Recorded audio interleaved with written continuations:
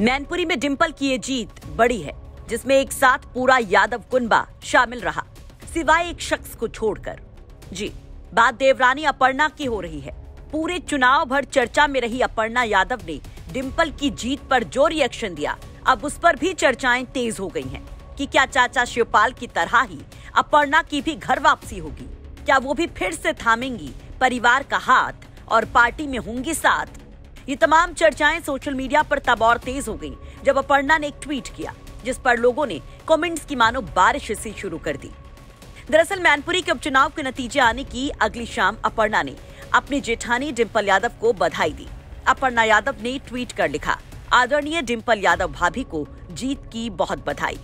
हालांकि इस ट्वीट में अपर्णा ने रामपुर और खतौली के विजयी उम्मीदवारों को भी बधाई दी है। देखिए अपर्णा का ये पूरा ट्वीट। अपर्णा लिखती है कि उत्तर प्रदेश में मैनपुरी, रामपुर एवं खतौली उपचुनाव में विजयी सभी प्रत्याशियों को हार्दिक बधाई। भारतीय जनता पार्टी ने रामपुर की सीट पर पहली बार विजय प्राप्त की है। इसके लिए आकाश सक्सेना समेत रामपुर के सभी कार्यकर्ताओं को बधाई। अपर्णा के इस ट्वीट पर कई सोशल मीडिया यूजर्स और सपा समर्थक अपर्णा यादव से सपा में वापस आने की मांग और रिक्वेस्ट करने लगे, तो कई ने अपर्णा के लेट विश को लेकर उन्हें आड़े हाथों भी लिया। अभिराज सिंह नाम के ट्विटर यूजर लिखते हैं, अब आप भी वापस आ जाओ। जो सम्मान आपको समाजवादी लोग देंगे वो भाजपाई कभी नहीं देंगे। वहीं अमित वीर यादव नाम के एक यूजर डिंपल के साथ यादव परिवार की महिलाओं की एक तस्वीर शेयर करते हुए लिखते हैं, इस महफिल में आपकी कमी खल रही है, आप भी आ जाइए अपर्णा भाभी। राम खिलाड़ी सिंह यादव भी कुछ ऐसी ही रिक्वेस्ट करते हुए लिखते हैं, भाभी जी आप भी वापस आ जाओ ना।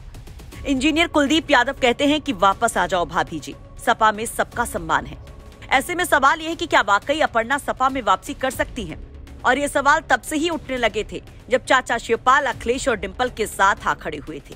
चुनाव के दौरान अपर्णा की बीजेपी उम्मीदवार बनाए जाने की और फिर उनके डिंपल यादव के खिलाफ प्रचार करने को लेकर भी कई सवाल थे, लेकिन अपर्णा कहीं भी फैमिली के अगेंस्ट नजर नहीं आई।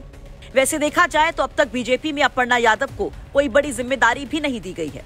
2022 विधानसभा चुनाव से ठीक पहले बीजेपी में शामिल हुई अपर्णा यादव को न तो विधानसभा में मैदान में उतारती है बीजेपी, वहीं विधानसभा बाद हुए एमएलसी इलेक्शन में भी बीजेपी कोई जिम्मेदारी नहीं देती। अपर्णा को योगी सरकार में शामिल करने की तमाम अटकलों को भी बस जोर का झटका ही लगा था। ऐसे में कहा जाने लगा है कि अपर्णा यादव बीजेपी में हाशिए पर पड़ी हैं।